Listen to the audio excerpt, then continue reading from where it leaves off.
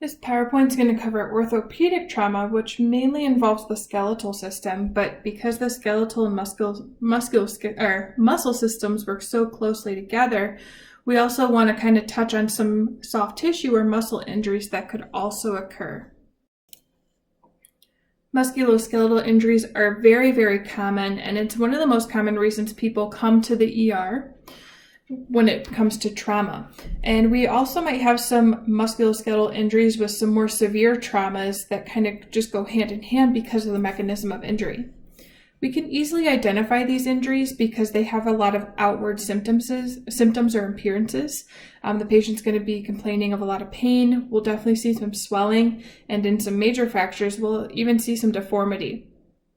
These injuries are rarely fatal, but they could lead to some shorter long-term disability. We should always be checking for life-threatening injuries because sometimes musculoskeletal injuries can be distracting when we're trying to do our trauma assessments, and we may miss some more serious underlying traumas. So we learned in A&P that the purpose of our musculoskeletal system is to support the soft tissues of our body and provide movement for our body. The muscles and bones work together to create movement. It also protects our organs in much of our area. So it's really important that if we have damage to, say, our ribs, which would be part of the musculoskeletal system, I need to be thinking about what organs could also be involved under those protective structures. We do have two parts to our skeleton. So we have our axial skeleton, which is our centralized skeleton. Injuries to this area is going to lead me to believe that there is some pretty significant damage that could be underneath these structures, because this is where most of our organs lie, and it would take pretty significant trauma to cause damage to this part of the skeletal system. The appendicular skeletal system, which is our extremities, is more easily injured because they're kind of out there unprotected, and usually we will extend these limbs to help actually protect our core body. Like when we fall, we kind of put our arms forward to brace ourselves as a protective mechanism, so we protect our head, so we're more likely to be injuring our appendicular skeleton, which is a little less severe because we don't have a lot of underlying organs in the appendicular skeleton. The basic concept of a skeletal injury happens when we have some kind of outside force that is going to impact our body and it exceeds the tissue's limitations, or the skeletal tissue's limitations. When we talked about our skeletal system back in A&P, we talked about how bones are very, very strong, especially when we're younger, because when we get older, we do have some osteoporosis and things like that, and we'll talk about that. But it takes a lot of force to break a bone, especially some of our larger long bones. So when we do have some type of skeletal injuries, because that external force that impacted our body exceeded the limitations of our skeletal system. And depending on what bone it is, this could be extremely significant. So if I have a fracture to a femur bone, and I know that's the largest bone in the body, I know that it's going to have to be really significant trauma for that to happen. And I'm definitely going to be worried about trauma elsewhere in the body because I had a pretty significant MOI for that to happen. Sometimes we can have some other pathologies that will also impact our musculoskeletal system. So medical conditions, the most common one that we see is osteoporosis. It's very common, especially in females that are over 50 years of age.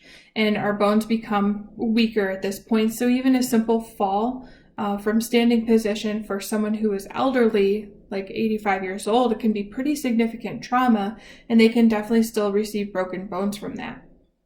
With motor vehicle crashes, we have a lot of deceleration forces. So we might see a few fractures in that type of injury. For falls, it's generally our elderly population that we're worried about. If a young, healthy adult falls from a standing position, it's very unlikely that they would break a bone. We see a ton of sports-related injuries with broken bones, especially in our contact sports like football. We see a lot of musculoskeletal injuries in soccer. So pretty much any sport where more at risk for that.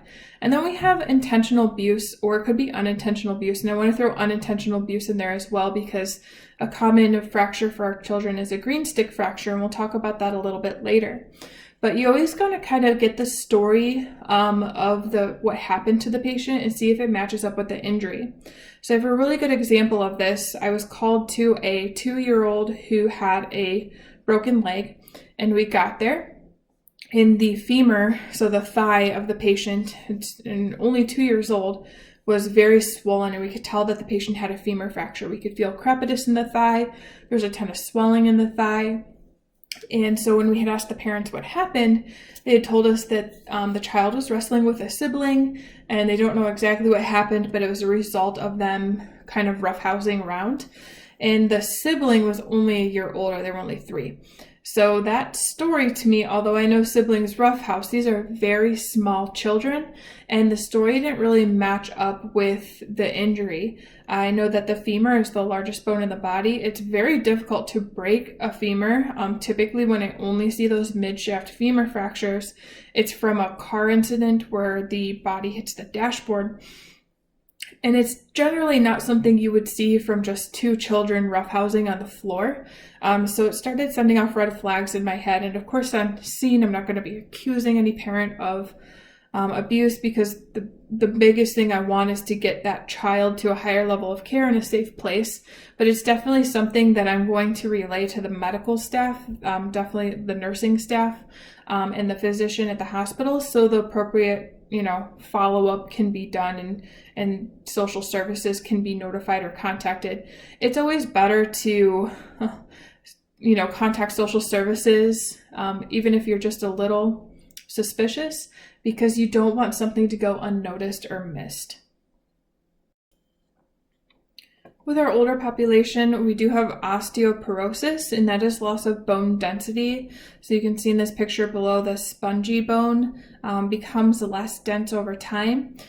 This is prevalent in all of our patients that are over 65, but it's going to be more prevalent in our patients that are female.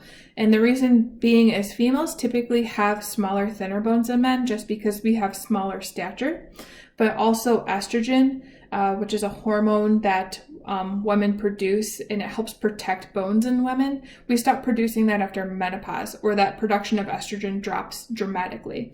So women are a little more prone to osteoporosis than men, but it can happen in both women and men. And we do start decreasing in bone density at age 35. So it is something that kind of starts midlife, and just by the time we're 65, it could have a potentially harmful impact. And that's why we get so many broken hips and things like that in our elderly population, because a fall off of one step, or a fall even from standing position, can be much more damaging to their bone, because they have this loss of bone density, and it's just not as strong. So they definitely will be at higher risk for fracture. So we have 2 types of injury forces. Direct force is pretty self-explanatory. So we have direct force to the area of the bone that's going to be injured. And basically a fracture will occur when that force of the object is going to exceed the strength of the bones. We already talked a little bit about that. Direct force can be cause of assault, can be cause of fall, could be cause of a high velocity injury, could be cause of a penetrating injury. So many types of injury pathologies happening there. Indirect force is when that force is going to be applied to a different body region, but cause damage to a bone close by. And this is common with sprains and fractures, or sprains and strains and dislocations, because we have twisting injuries that can result in fractures, but the twisting of a joint may cause a fracture below where the twisting actually occurred. It could be stress fractures, which are also called fatigue fractures. This is from repetitive stress. So sometimes we see a lot of stress fractures in feet from repetitive stress on the feet. So there's a couple different things that we could have with indirect force. We see a lot of these in sports injuries as well. Fractures is when the bone is actually broken at some point. It could be all the way through the bone, could just be a crack in the bone. There are many different types of fractures, but we have some type of break in continuity of the bone. And this happens when the force applied overcomes the strength of the bone.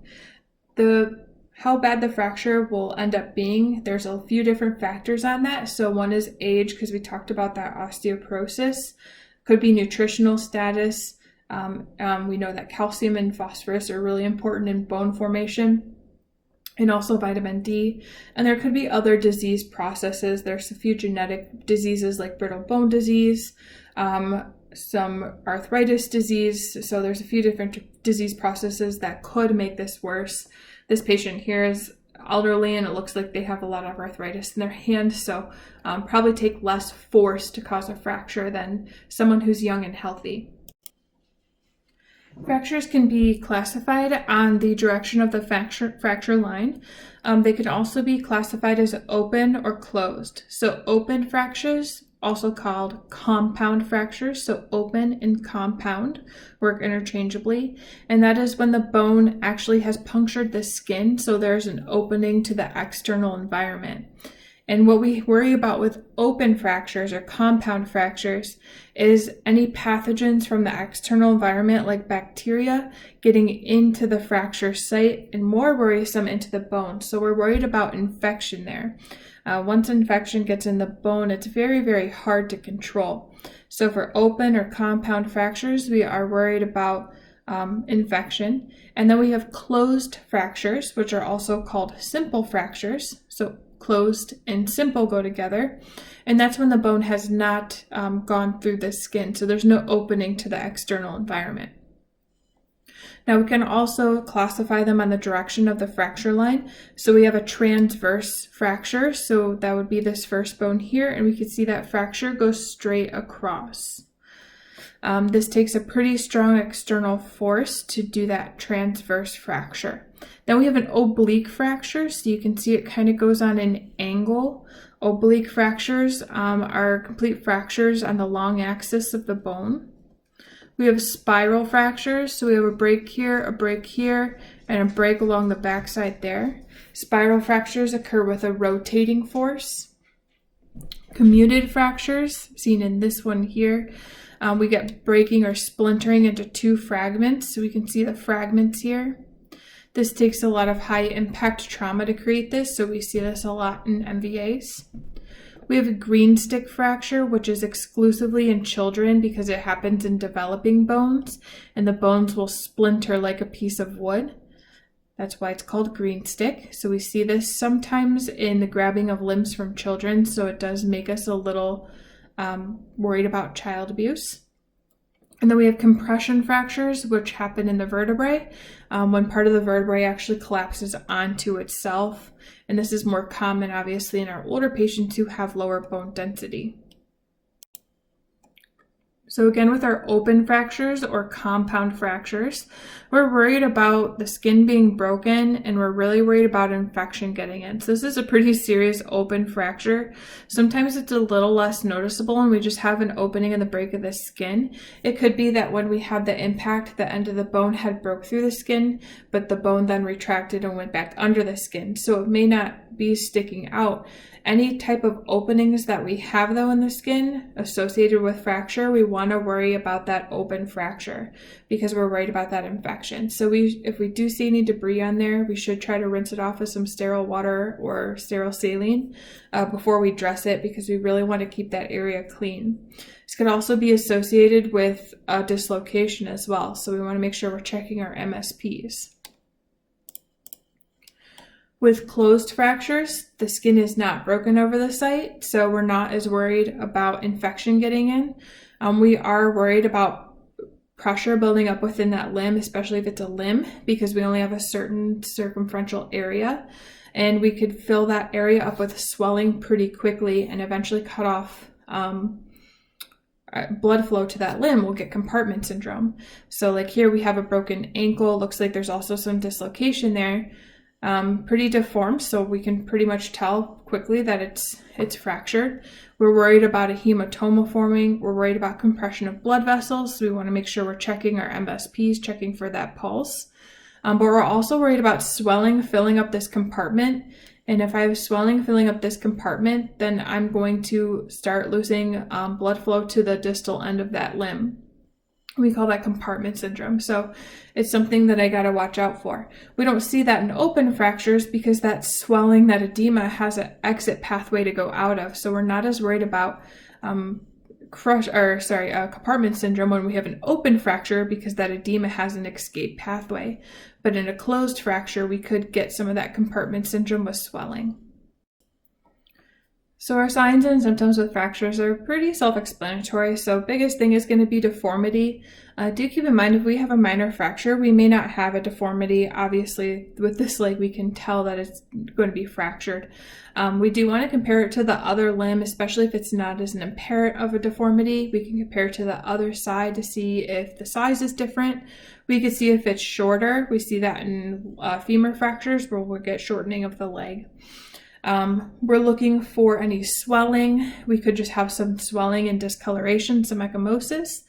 We're looking for tenderness to palpation and also that crepitus, which is a grating feeling or sound. Sometimes you can hear it that's caused by bone ends rubbing together. So if we do hear or feel that crepitus, we should stop manipulating that limb because we're just going to cause more pain. And then we do want to look for any exposed bone ends or open wounds to see if we could possibly have an open fracture. For dislocations, sometimes we may have fractures that are associated with the dislocation. One of the most common dislocations I see is going to be a shoulder dislocation, which typically is just any kind of force to the side of the body. I've seen them in car accidents from seatbelts. I've seen them from just rough housing, and then there's also patients that unfortunately it only takes a little bit of force to dislocate their shoulder because they've had some type of rotator cuff issues in the past. But with dislocation, basically a joint has come out of its normal position, and some are obviously worse than others. So I look at this knee dislocation, obviously going to be a lot more painful than maybe the shoulder or the ankle dislocation. I see a lot of ankle dislocations with fractured ankles, so sometimes they go hand in hand. And basically with these, we want to splint in the position it is in, except if we're losing any type of pulses distal to that dislocation. So especially like on this foot, I'm going to want to feel for a pedal pulse. I should also have a pretty decent cap refill. And we worry about the dislocation compressing any arteries or vessels. Could also actually compress some nerves, so they may not have good sensation distally to that injury. If it does compress a vessel and we have lost pulses, we can try to move that back into anatomical position. Typically, I can always feel a pulse with these, even though they look pretty bad. I haven't had to move one back in anatomical position to splint it. Typically, we just splint it in place. I've never seen a knee dislocation like this, so luckily that's not something I've had to deal with. But for ankle dislocations, I'll put a vacuum splint and just splint it in the place that it's in.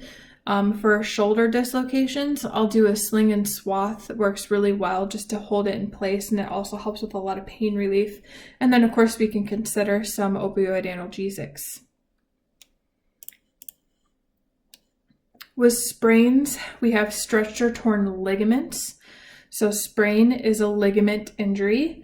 This is just happens when twisting beyond our normal range of motion happens. It does cause a lot of swelling and pain. We could even get some discoloration and bruising, which may not appear right away. If it does appear right away, we know that it's probably a little bit more significant. And then the patient probably won't want to put any weight on that limb, or if it's in their arm, they're probably not going to want to use their arm. With strains, strains are going to be our muscle injuries.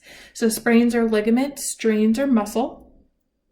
And it's kind of the same thing. So we have a muscle kind of pulled beyond its normal point of tension, and we get a little bit of tearing of the muscle fibers. And again, it presents exactly like a sprain. So we get some swelling, some ecchymosis, some pain with movement. And we do treat these like a potential fracture because we could have fractures associated with this.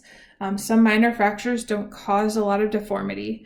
So we're going to splint it just like we would a fracture and make sure that patient gets to the hospital so they can get x-rays so they can kind of differentiate, is this a sprain, strain, or is it going to be a fracture?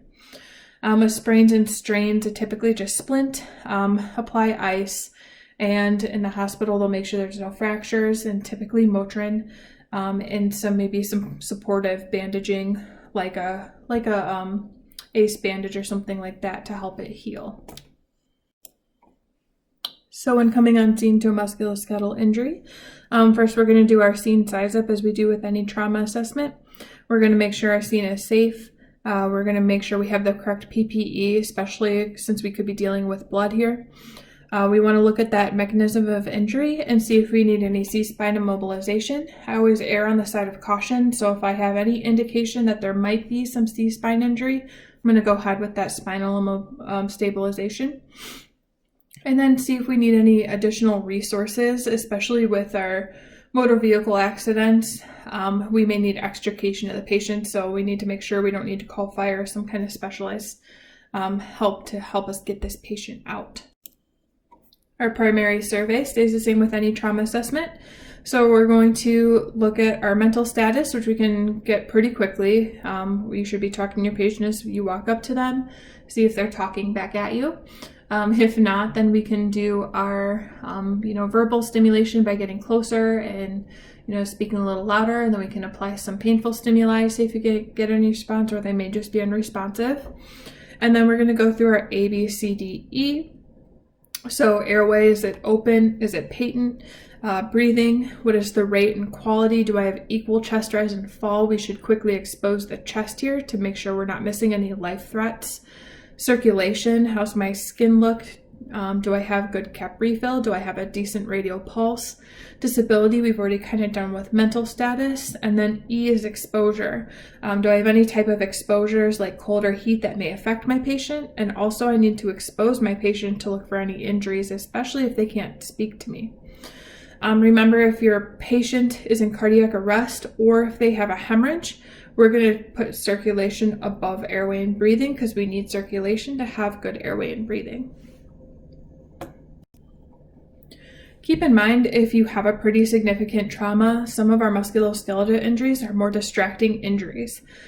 So we need to look for those life threats first, and any chest injuries, something that's going to, probably kill our patient before a musculoskeletal injury. Rarely do musculoskeletal injuries become fatal. The only time that they become very fatal is if we possibly have maybe bilateral femur fractures or maybe a bad pelvis fracture. We worry about hemorrhaging internally or blood loss. So that would, most of the time, these are more distracting injuries, so they're not something that we're going to be fixing on our primary survey. We do want to make sure that we are stabilizing any musculoskeletal injuries before we move our patient. Honestly, the easiest way to do this is if I have a trauma patient and they have some distracting musculoskeletal injuries, I'll throw them on a backboard because that is full body immobilization.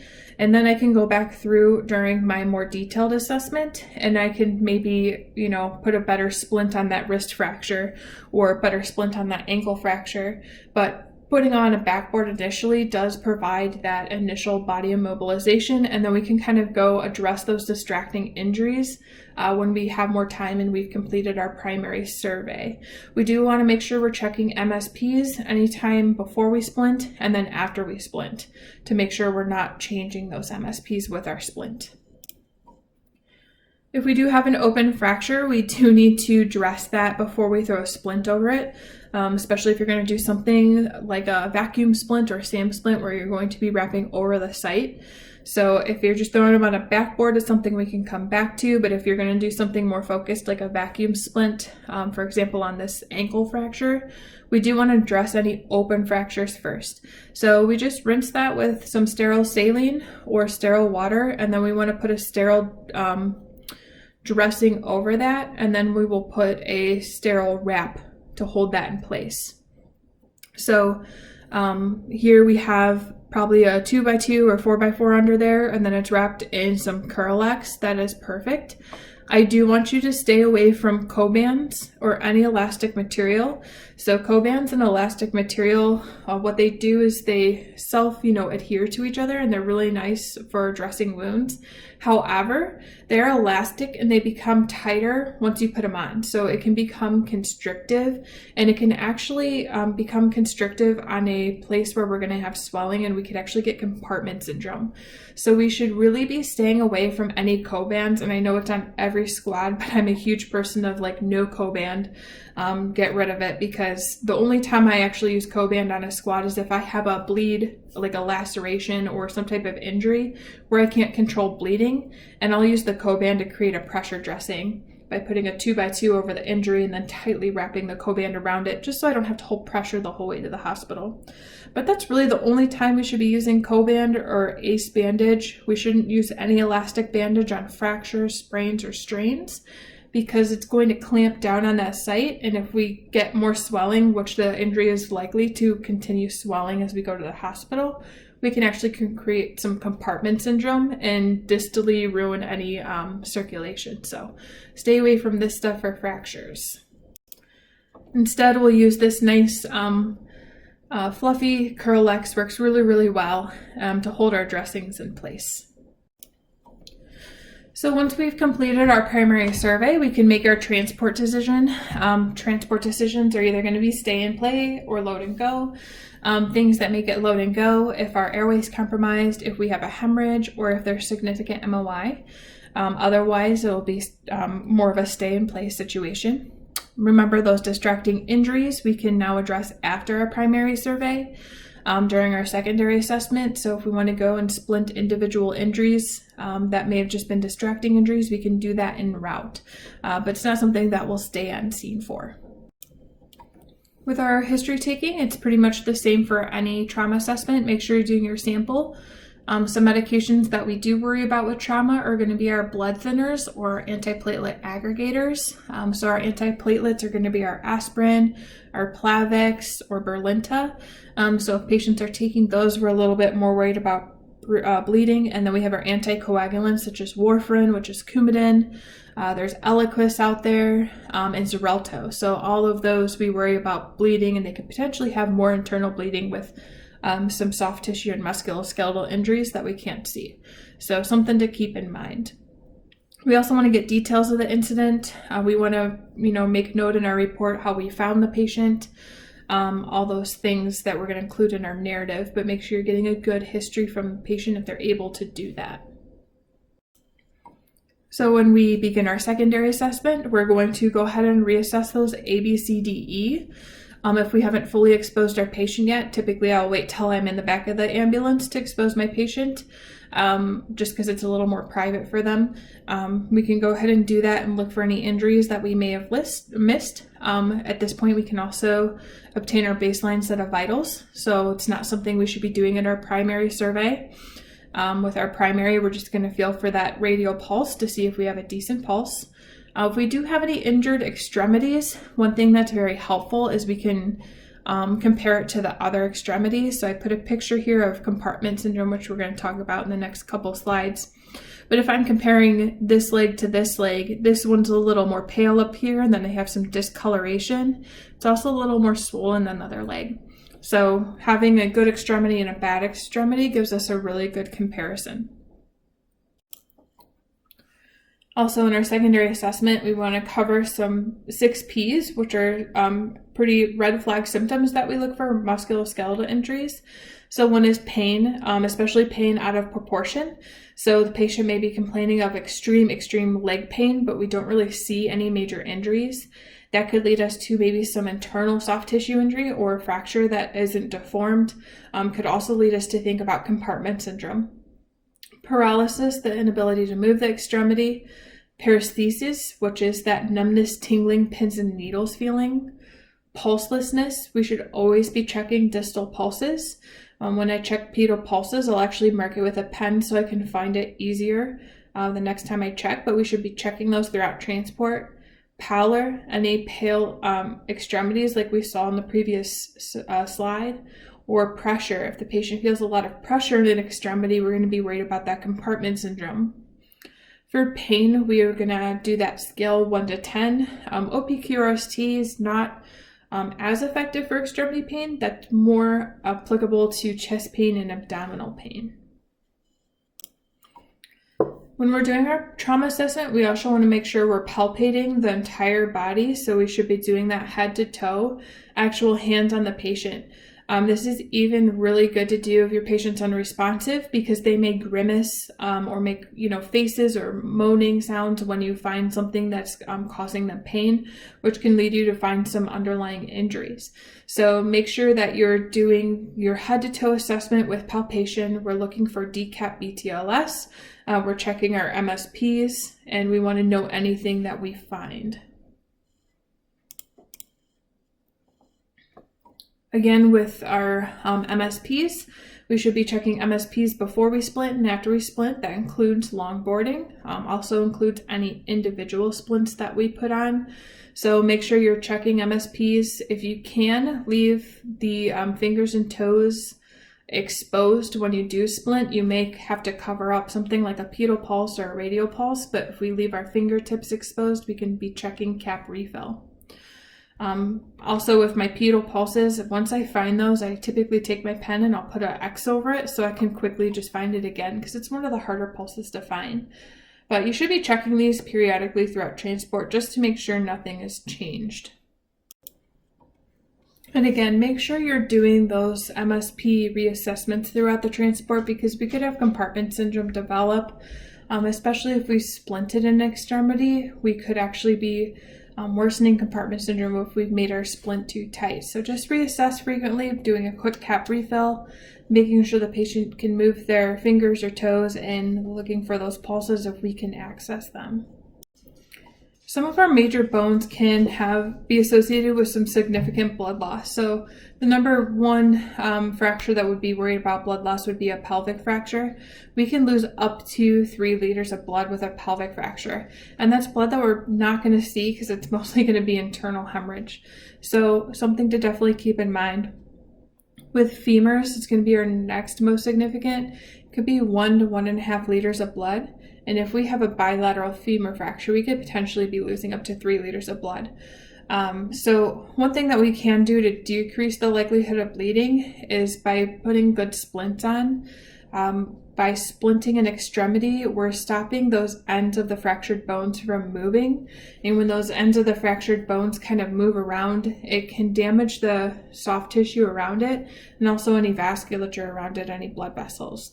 So by doing a good splint, we kind of ensure that the fracture is going to be immobilized and we don't have those ends of the bones moving around, causing more damage. And then again, we want to watch for that hypotension and shock. Definitely get your IV line started, and we don't want to preemptively just load them with fluids, but we do want to have fluids ready to be administered in boluses if we do become hypotensive. Or sometimes with a femur fracture, we can even see that bleeding because the thighs will become so swollen.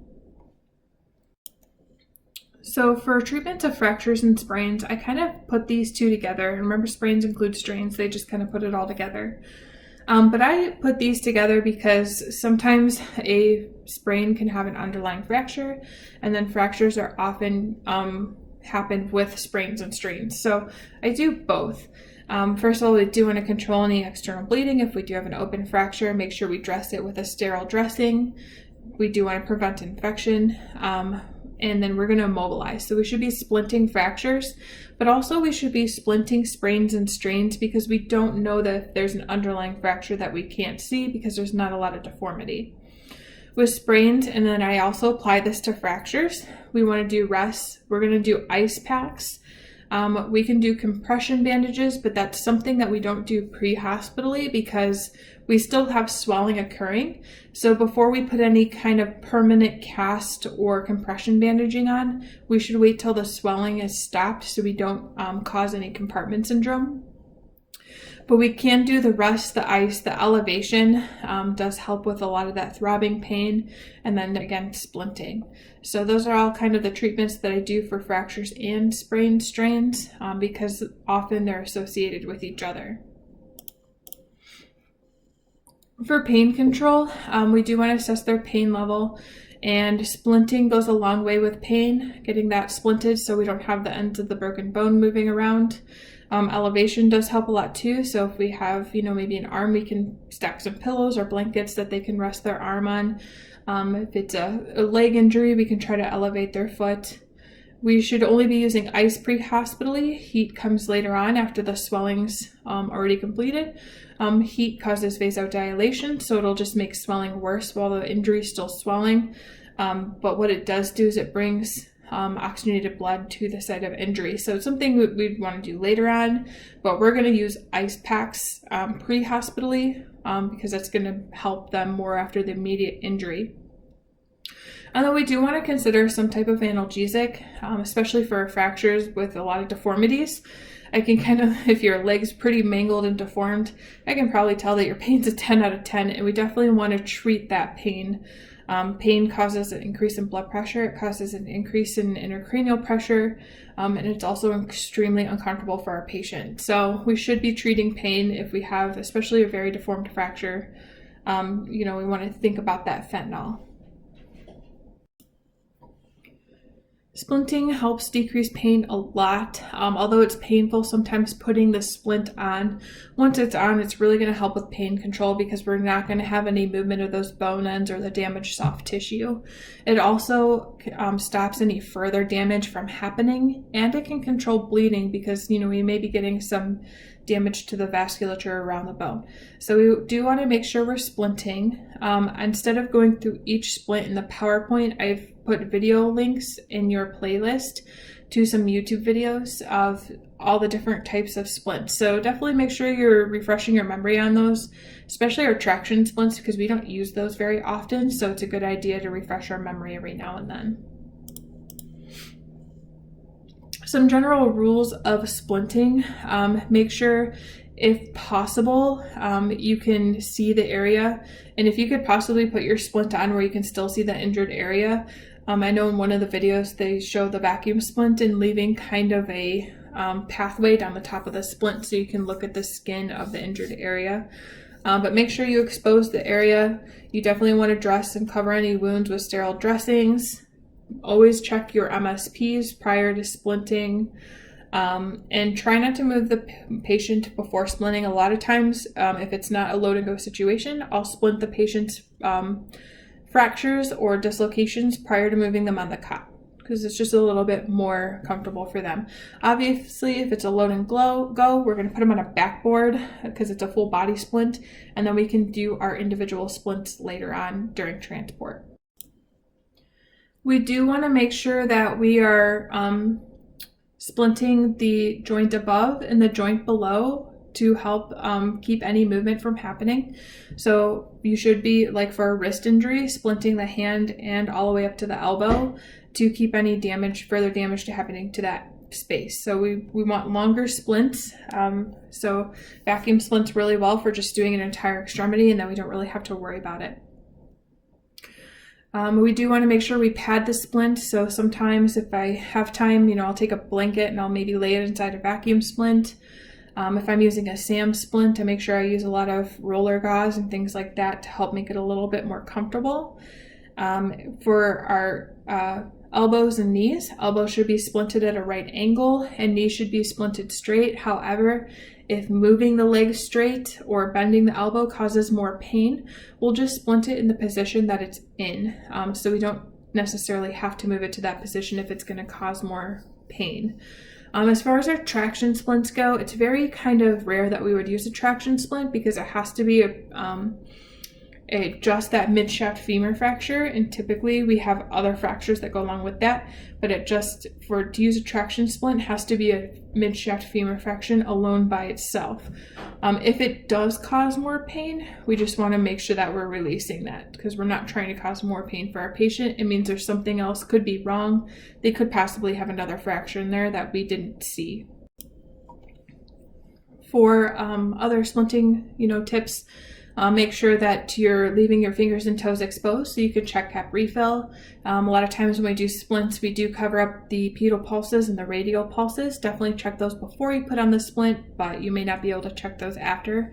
But at least we could do cap refill in the fingers, which is really important. If you're using a vacuum splint, you may be able to leave, like I said, that exposed area at the top of the splint where you can kind of check skin condition under the splint. We can put cold packs over the splint. I I always apply ice packs. It goes a long way with pain management. But just keep in mind too, if we have a life-threatening injury or a major trauma, we're just going to use that backboard. We can do our individual splints later.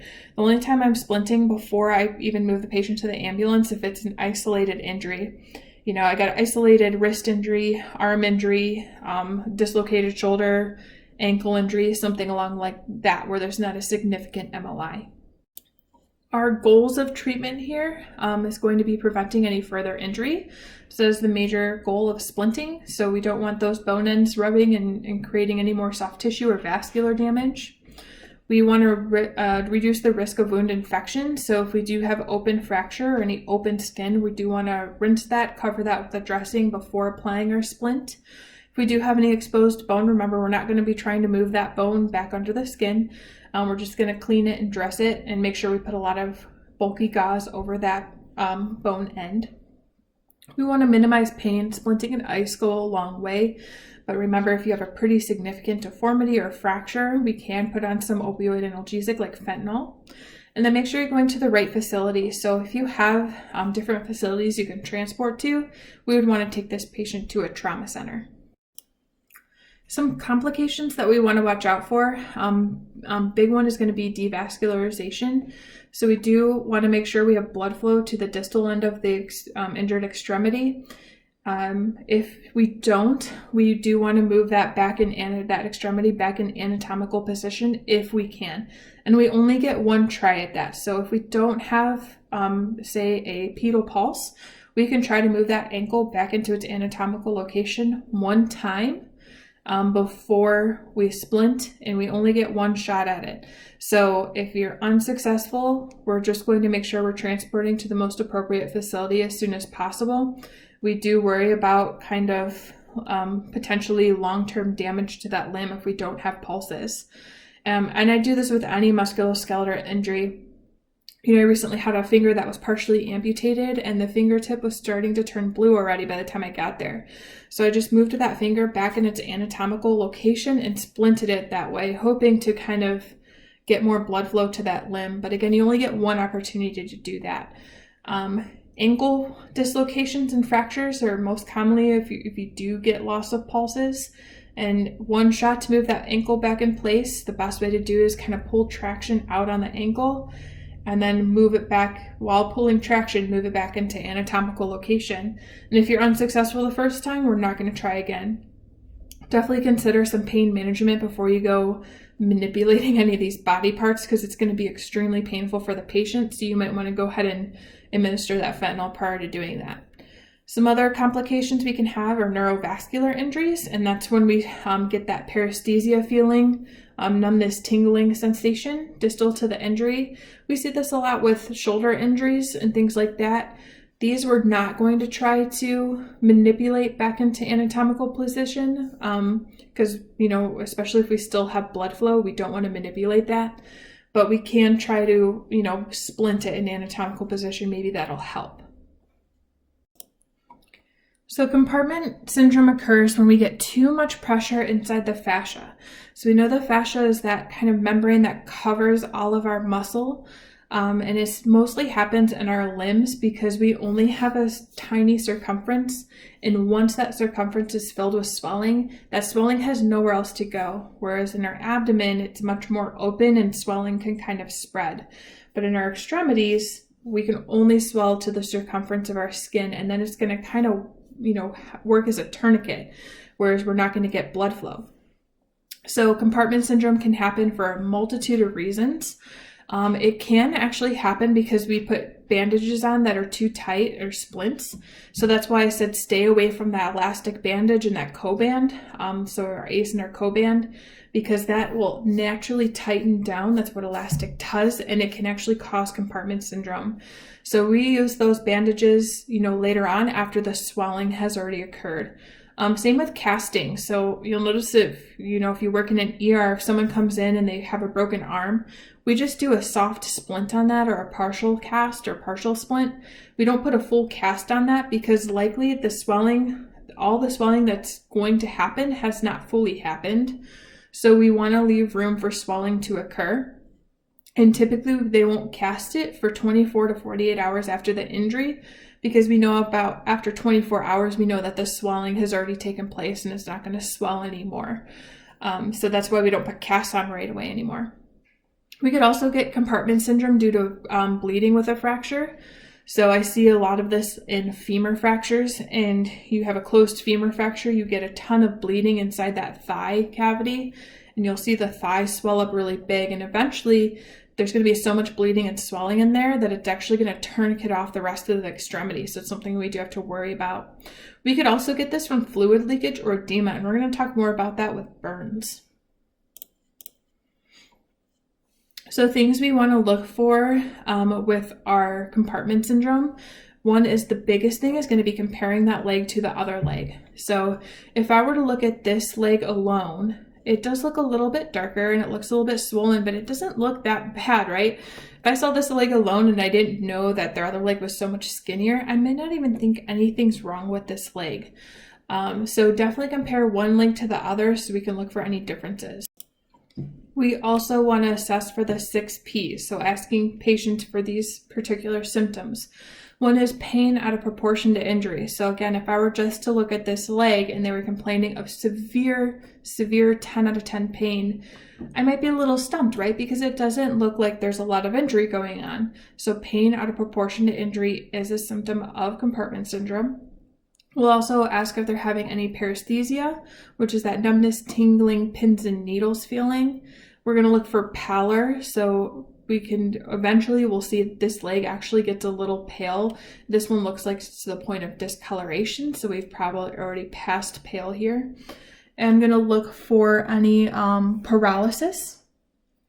So maybe they are unable to move the limb anymore. That would be a very severe sign.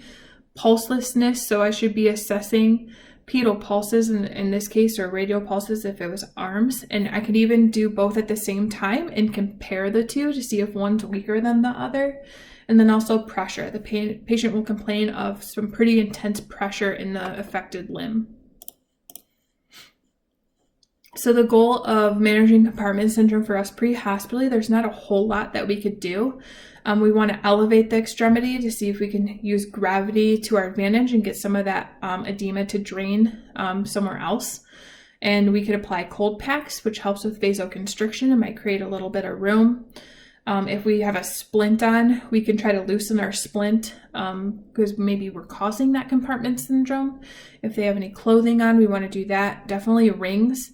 If they have some type of, extremity, upper extremity injury, we should be removing any rings distally to that. So we do typically have ring cutters on our squads. Ultimately, this patient's going to be, treated in the hospital, and they'll do something called a fasciotomy. So the fasciotomy, they're going to cut with a scalpel down to the fascia, covering the muscle to relieve that pressure. And this can either be done in surgery if we get a little bit more time, or if it's something like an emergency, they might just do it right in the ER. So it depends on how bad the compartment syndrome is, but it's extremely painful for the patient, and it also is going to increase their recovery time significantly.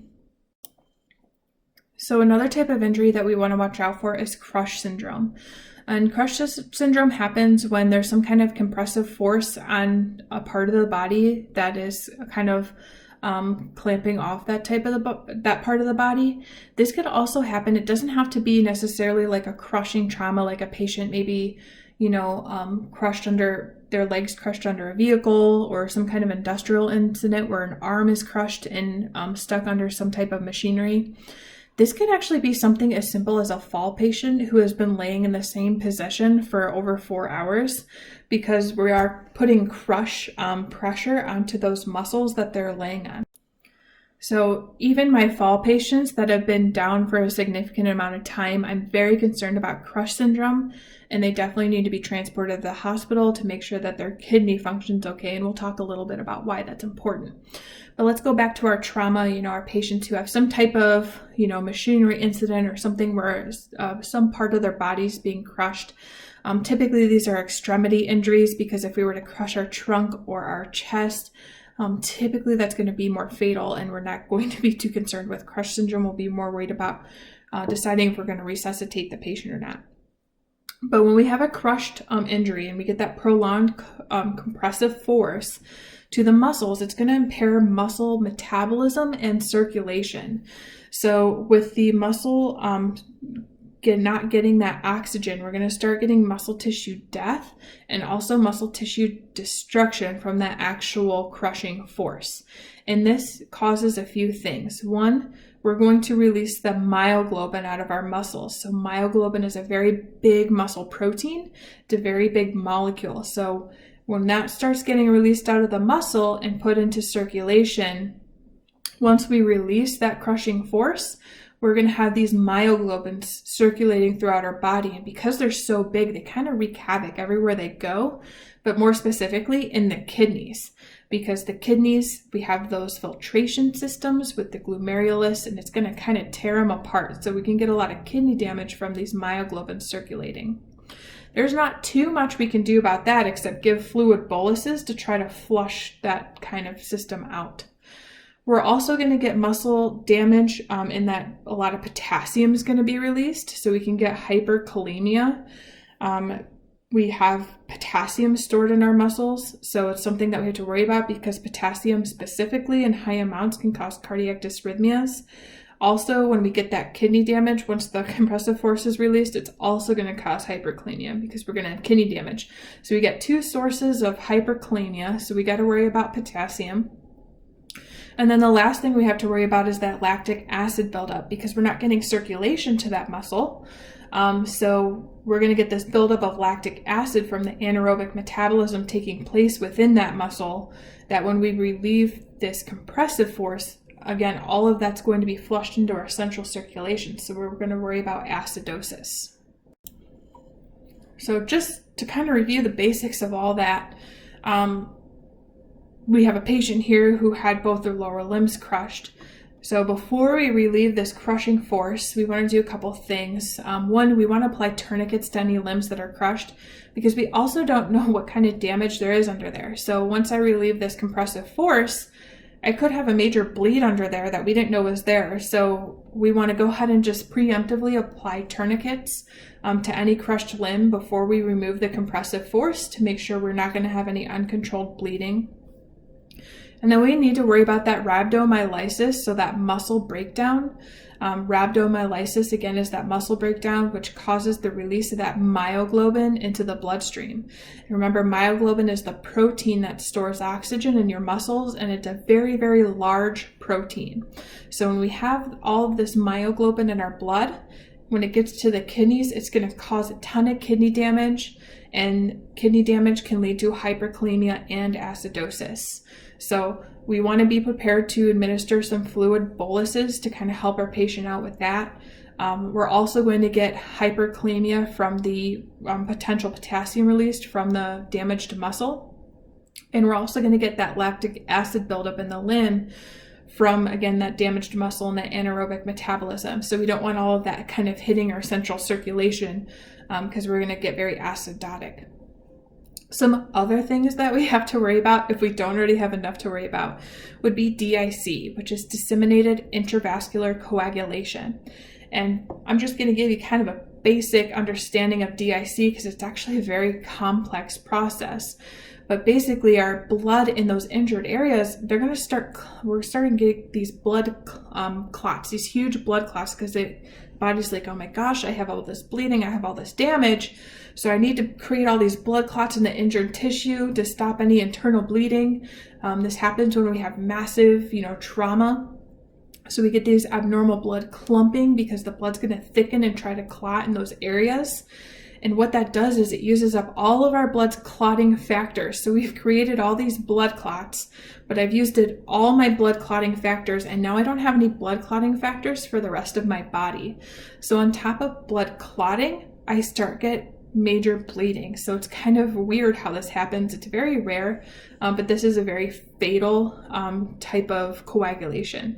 So I got all these blood clots forming elsewhere, and then everywhere else I have no clotting factors left. And in serious DIC, what we'll see is the patient starts bleeding from everywhere. They're going to bleed through their kidneys, they're going to bleed through their eyes, they're going to bleed through their ears, they're going to bleed through their nose, they're going to start bleeding out of their IV.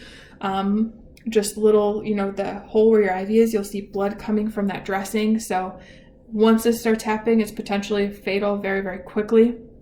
There's nothing we can do to kind of reverse this, except, try to maybe give some fluid boluses. Even if this happened in hospital, it's still extremely fatal, because you kind of have to do this weird balance of thinning the blood and also clotting the blood, because you don't want to get rid of all your clots because you have some type of trauma somewhere, but the blood's too thin, so you need to give some type of clotting factor. So it's kind of this very delicate dance that the doctor has to play in how they're going to treat this.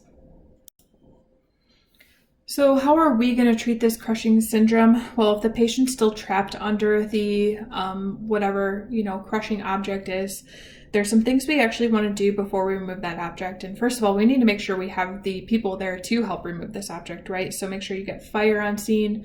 If I'm going to fly this patient, I'm going to go ahead and call Life Flight, get them here, because they can actually do a lot on scene too. Maybe they can intubate the patient or sedate them because they're in pain. So definitely get all the resources you can there while you still can. Make sure you're still doing your primary survey, your ABCDE. You're going to want to give the patient any supplemental oxygen if they need oxygen. And we can go ahead and administer fluid bolus. More specifically, we want to administer that fluid bolus as they're lifting that compressive force off. Even though they may not be, hypotensive yet, we're worried about all of that acidosis hitting them. We're worried about the myoglobins. We're worried about the lactic acid. So we want to go ahead and just give a fluid bolus as they're lifting that compressive force off to kind of help flush the system out. If our patient is hyperkalemic, so we see those peak T waves or those sine waves, we're going to follow our hyperkalemia protocol, which includes possibly giving some albuterol treatments, because albuterol does help push potassium back into the cell where it belongs. We could give calcium to help stabilize that myocardial cell wall. So that would be our calcium chloride or our calcium gluconate, whichever one we carry. And then we could also give sodium bicarb to help alkalize the acidosis in the blood. Remember, if you're pushing calcium and sodium bicarb through the same IV, it needs to be flushed with at least a minimum of 20 cc's of saline between the two, because those two interact with each other and it'll actually crystallize your line. And then your patient's going to be having some crystals floating around in their blood, which could cause some embolus problems. So we don't want to cause that. So make sure you're flushing the line with at least 20 cc's between the two medications. That's your calcium chloride and your sodium bicarb. Or just start two separate lines and you can push one in each line. All right, so now that we've gone over all the complications that we could have from our musculoskeletal injuries, we're just going to kind of cover each extremity injury and how we would kind of splint that or treat that. So first one is any kind of shoulder injury. Any shoulder injury we should treat with a sling and swath. So we can use our triangular bandage to create that sling, and then I usually just, if I have a roll of ACE bandage, I'll kind of loosely put that around the torso and the arm to hold that arm in place, and that just kind of further stabilizes it. Some people just do the sling with the triangle bandage and they don't worry about that, especially if it's just an isolated shoulder injury. I go ahead and throw that on there because it just helps keep it still a little bit more. So we can do this with collarbone fractures, any shoulder injury. It also works really well with shoulder dislocations. So with our shoulder dislocation, we'll see that shoulder be depressed a little bit and stick out a little bit. Also, that patient's definitely going to have a decreased range of motion, so they're likely not going to be able to lift up their arm, maybe just a little tiny bit, but not going to be able to lift it up significantly. So the sling and swath works really well for those injuries as well. And I'll definitely consider some pain management, even just a small dose of fentanyl for those patients, because it's incredibly painful. Always make sure you're checking your MSPs. We talked about that. Sometimes with this, we can get some numbness, tingling feeling in the forearm. So we just want to make sure we have that good radial pulse. With our humeral fractures, these are pretty significant trauma because it's a pretty strong bone.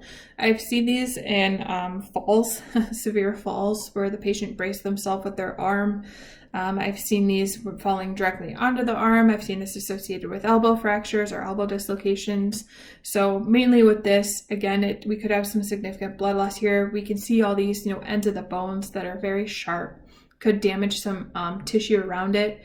And actually this patient, we can even see some soft tissue swelling on the x-ray. That's what that white shadow is. So we might start worrying about compartment syndrome with this patient.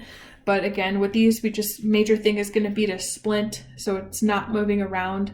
And with this, we do want to try to splint it with the elbow at a 90-degree angle. It's a little more comfortable for the patient.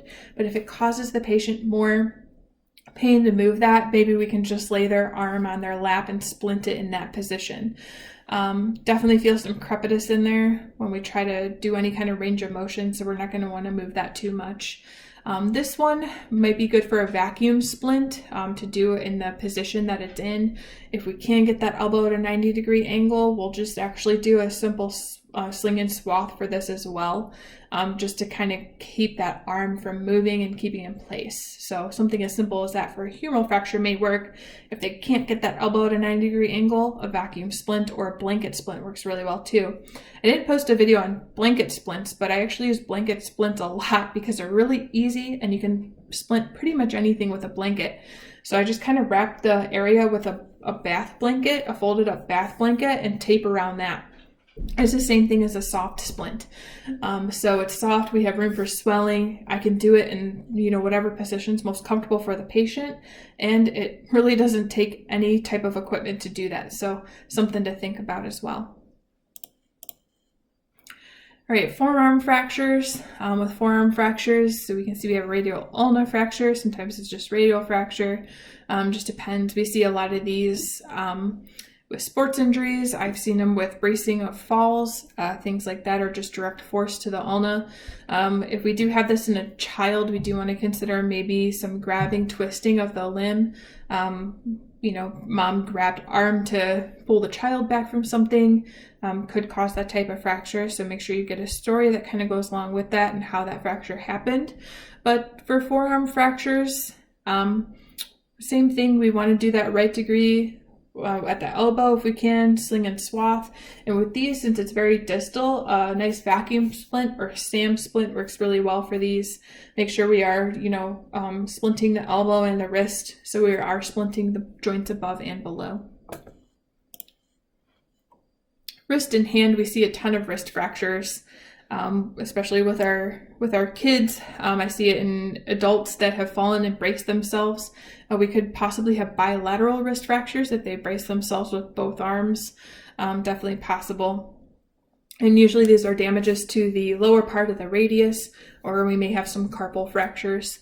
But with this, we're going to use, I use SAM splints pretty much all the time for these. So I'll either curl the end of my SAM splint and have it go in their hand, or you can use a roll of ACE bandage for them to hold on to. But you want to kind of give them something to brace their hand so it's not flat. It's just more comfortable to have the wrist with that hand in that circular motion like you see here. So put something in their hand, either the end of the SAM, or we can use a roller gauze, and then just use some bulky dressing like Curlex to wrap around there to hold the splint in place. And I believe with the SAM splint, they do a wrist fracture. They do a really good job kind of showing that. Elevation goes a long way. These injuries typically aren't too incredibly painful, so usually I just elevate and ice that. With hands, different type of hand fractures. We see hand fractures from, again, falls. Could be crushing, they crushed it on something, or I get a lot of these hand fractures with patients who've punched the walls. I tell every patient who's punched a wall, the wall always wins. I've never seen the wall lose. So that might be a really common cause of a hand fracture. But again, just put something in their hand to hold on to keep it in that comfortable position, like a roll of ACE bandage. And then I would just, if it was a hand fracture, I would continue this Curlex dressing to be more around the hand. Just make sure you leave your fingertips exposed so you can check for those MSPs. Pelvis fractures are a little more severe because it takes pretty significant trauma, a pretty high energy trauma, to create a pelvic fracture. So if I have a pelvic fracture, I'm also really worried about some of the genitourinary organs. So my bladder, my kidneys, reproductive organs all lie within there. So I'm worried about damage to those as well. So this is a pretty significant trauma. You can just put the patient on a backboard or a vacuum mattress because there's probably other traumas going on there. But with a pelvic fracture, there's multiple places we could have a fracture occur. Could be down in this ischium. So I've seen some fractures just in this loop down here in this ischium. Could be up here by the spine. So this fracture is up by the spine and it's caused a whole displacement of that pelvis. So we can see where our pubic symphysis is. We have a complete displacement, so that'd be pretty significant. Could just be down over by this SI joint. It could just be in this side here. So multiple places where we could have a pelvic fracture. But remember, we talked about we could lose up to 3 liters of blood with a pelvic fracture. So really significant, definitely IVs, definitely a trauma activation. To splint these is kind of, one, if I have a multi-system trauma, probably putting that patient on a backboard or vacuum mattress. But if it's just a isolated pelvis fracture, we do have some things that out there, some commercial devices. So there's some pelvic binders. The most common one I see right now is the T-pod, and it kind of looks like a girdle, but it goes around your pelvis, and there's straps that you pull across and it stabilizes the pelvis. What I always use for pelvic fractures, even if I put them on a backboard, is I use a blanket. I'll take the blanket and lay it hot dog style. Maybe folded in half or folded in thirds. And then once I lay the patient on the backboard or the vacuum mattress or just the cot if I'm not using a backboard, I will take that blanket and I tie it around their pelvis like a pelvic binder, and I tie it as tight as I can. And that actually, it seems like it would hurt the patient a lot. It actually relieves some pain because then their pelvis isn't moving back and forth. Remember when you're doing your trauma assessment, how we check for pelvic stability is we push down and in on the pelvis. And if we have any instability there, we're never going to touch that again, right? So we already know it's unstable. We don't need to play with it anymore because we're just going to cause more damage. Next are hip fractures. So hip fractures actually take place in the femoral neck. So we can see different types of hip fractures here that just showing different places where the breaking occurs. Typically, we see our hip fractures in our elderly adults who have fallen and they have that osteoporosis. So just falling from a standing position can cause this hip fracture. If I see this type of hip fracture in a younger person, I'm definitely going to be really suspicious of a really high MOI because it's going to take a lot of force to break that femur in someone who doesn't have something like osteoporosis. Signs and symptoms that we look for is we'll actually get shortening of the limb and rotation outwards. So you can see how this limb's straight. This one is shorter significantly by like a couple inches, and it's rotated outwards. Sometimes we can get a rotation inwards, and that's usually associated with like a hip dislocation or an actual acetabellum injury, which would be a pelvic injury. So we can get that rotation inwards, and we treat that just like we do a regular hip fracture. For these patients, typically our older patients, so we're just going to kind of splint it and immobilize it the best we can. We can use those pelvic blinders. This is another situation where I just use a blanket splint. So I put a blanket around their pelvis and tie it, and it keeps that hip from moving during transport. I've seen people use KED devices to put the KED around the hip injury, so you can do that as well. There's all different types of way we can kind of stabilize that, but typically what I do is the least invasive and most comfortable for the patient. I just use that blanket, put that blanket under their butt. Before I put them on the cot, I'll lay that blanket ready and down, or maybe I can do it on the floor to help with the movement, and tie that as tight as you can around their hip, and it kind of keeps it stabilized. Again, for our younger patients, if they're breaking their hip, we're definitely a little more concerned because they don't have any osteoporosis. The femur is an extremely hard bone to break. So we're going to be worried about pretty significant trauma. So we're going to treat that as a significant trauma. For our femoral injuries, a femur fracture, femur is a very, very hard bone to break. I pretty much the only time I've seen these mid-shaft femur fractures are in car accidents. I have seen them with some of our elderly patients and some less significant trauma, but typically I see these in car accidents from the deceleration injury. Patient, their knees might hit the dash and it's going to cause these femur fractures, either just one or bilaterally. I've also seen it in side impact injuries. So they were a passenger in the car and they got hit on the passenger side. Just that force on the side of the leg is going to cause a femur fracture. So a lot of bleeding can occur with this. So we're looking at 1 to 1.5 liters per femur. So if they have 2, we're looking at 3 liters of blood loss. So we do want to manage and watch for shock. What we're more worried about too is look at these bone ends. So this was what happens with a fracture is the bones commonly end up beside each other, and those sharp ends are going to damage all the vasculature and soft tissue around it, which is going to cause a lot of that bleeding and swelling. We're also worried about compartment syndrome. So if this is an isolated femur shaft injury, we can put a traction splint on, and what we're trying to do is pull those bone ends apart from each other so they're more in line. They're not causing all of that rubbing and grinding and soft tissue damage around it. However, usually if we see these injuries, it's not just an isolated femur fracture. It's probably a multi-systems trauma because it's usually an MBC, and that traction splint may be contraindicated. So we're just going to put this patient on a longboard and try to reduce movement as much as possible because we don't want these bone ends rubbing together. Next is knee fractures or knee dislocations. We kind of treat them the same way. Extremely painful. I've seen this. I had a patient she was an elderly patient with severe osteoporosis. She fell she was getting off the toilet, I believe, and she fell forward and landed on both of her kneecaps and actually fractured both of her kneecaps.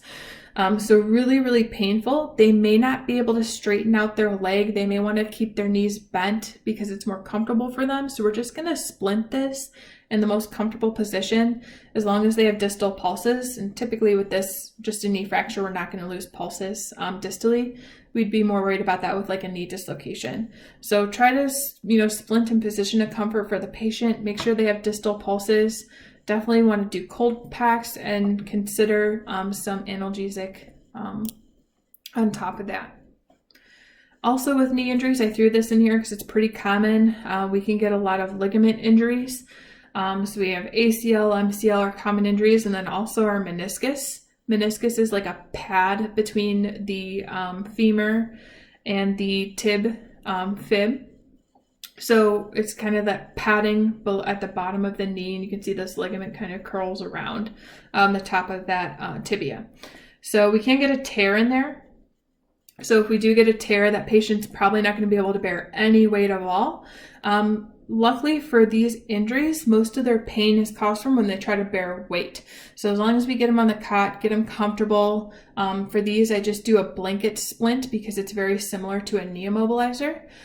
Just do a blanket splint and elevate that knee, put a pillow under that leg to provide it some support. Typically that'll be enough pain relief for that patient that they'll be pretty comfortable. But they'll have to go in and surgically fix a lot of these tears. But biggest thing here that we may see pre-hospitally and why they call 911, they're not going to be able to bear any weight at all. So they're going to have trouble getting to the hospital. It's not necessarily a huge emergency, but they just can't bear weight. For our tib-fib injuries, a lot of times the tib-fib will happen together. Sometimes we might just get an isolated fib fracture, an isolated tib fracture, but with significant trauma, they do happen together, and we'll get a lot of deformities, a ton of pain, especially with movement. So we definitely want to make sure that we're putting on a good splint. Vacuum splints work very well for these. We have those large vacuum splints for the lower extremities. Make sure at least you are splinting the joint above and below. So we're going to want to do the ankle and the knee to prevent any movement. This is very, very painful for the patient, especially with any type of movement. So, if at all possible, we do want to, make sure we get them on a long backboard prior to moving them at least, and then we can go back and splint this injury separately. But make sure you are checking those MSPs. If we do have a loss of pulse, we do want to try to put that back in anatomical position. That'll be very painful for the patient, and we do get one shot at that. But if at all possible, do try to splint this in anatomical position. just to promote any good vascularization. Definitely some pain management for this as well. And then lastly, we have our ankle injuries. A lot of times we will see possible dislocations with these fractures. So this is definitely got a dislocation and probably a fracture going along with that. Sometimes we just get fractures by themselves. So again, we do want to check our MSPs. We're going to check for that pedal pulse. If a pulse is present, we're just going to leave that how it is. If we don't have any pedal pulse, we have one shot at trying to move that back into anatomical position. And with these, you're just going to definitely think about pain management prior to moving this, but pull outwards on the foot and then try to move it back into anatomical place and release that traction. Hopefully it goes back. But if we do have pulses, which most of the time we do, good cap refill, we're just going to splint this in place. Blanket splints work really well for this because they're soft and they're not going to cause a lot of movement. You can do some vacuum splint here, but make sure you're trying to form those beads around the injury so it's not, moving the injury when you vacuum it down. But again, mostly for this one, just, elevation, ice packs, possibly some opioid analgesics and splinting that in place.